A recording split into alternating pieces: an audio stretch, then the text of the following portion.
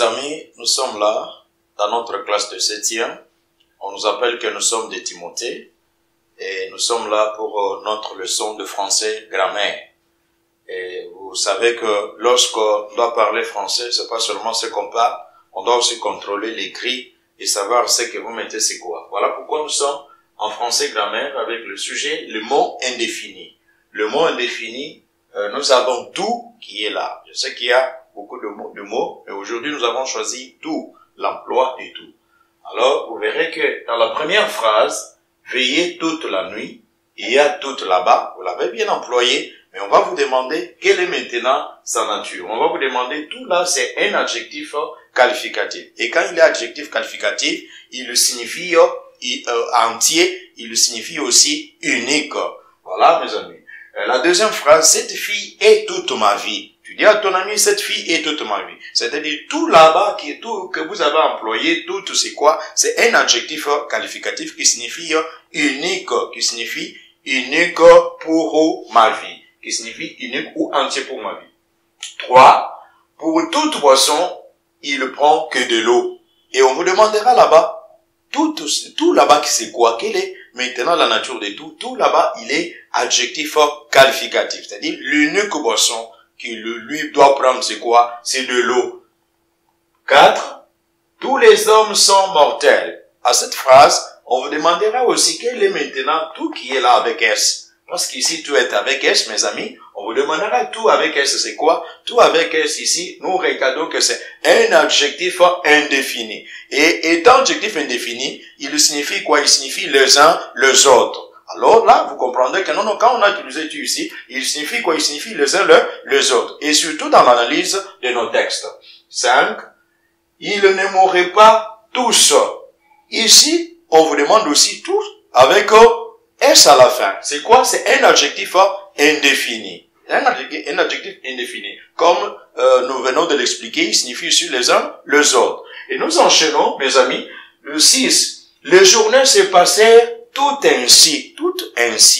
Mes amis, on vous demande là, tout c'est quoi? Ici, nous avons accordé avec ES. Si souvent on dit non, tu as mal accordé. Ici, à ce niveau, on vous demande encore tout c'est quoi? C'est adjectif indéfini. Ici, il précise un nom ou un pronom. Je dis bien, il précise un nom ou un pronom. C'est-à-dire, il vient là pour renforcer. Alors, mes amis, vous comprendrez que non, on ne doit pas employer tout de n'importe quelle manière. 7. Il fut fêté par ses concitoyens.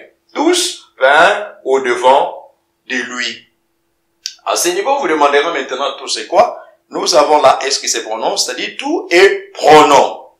Il le remplace. Tout est pronom. Donc, mes amis, vous allez comprendre que non. Tout, quand il est là avec S, c'est-à-dire, il a pour nature un pronom. Merci bien parce que vous êtes attentifs à cette leçon. 8. Tout coule, tout passe. Vous discutez avec votre ami, vous dites non, tout coule, tout passe. Tout là-bas, c'est quoi? Tout, il le remplace, c'est un pronom. On dit tout coule, tout passe. C'est un pronom. Merci. Nous allons à la synthèse. Tout peut être adjectif, pronom, ou nom, ou soit un adverbe. C'est ça ce que vous devez comprendre. Mais, devant ces natures, on doit voir seulement quelques natures de tout ici, que nous avons épinglé si haut. 1. Tout en tant qu'adjectif qualificatif, il le signifie entier, il le signifie unique. 2. Tout en tant qu'adjectif indéfini, et fait tous au masculin pluriel, il signifie quoi? Les uns, les autres. C'est très clair, mes amis. 3. Tout est pronom indéfini, et fait tous au masculin pluriel, et le S qui est là, il se prononce. Le S qui est là, il se prononce, et il signifie toute chose, tout le monde, il signifie aussi tous les hommes. Et vous constaterez ça dans les exemples, exemple numéro 7, exemple numéro 8. Merci, parce que nous allons maintenant entamer les exercices. Et ces exercices, mes amis, vous allez les travailler à la maison, et vous allez nous les déposer à l'école le vendredi. Donner la nature du tout. Dans ces phrases ici, ce que vous devez faire, c'est quoi? C'est analyser selon les explications de ce que nous venons de voir et de ce que nous avons vu dans la synthèse. Et vous allez maintenant analyser tout et en donnant sa nature. La première phrase, il prendra toute cette eau. 2.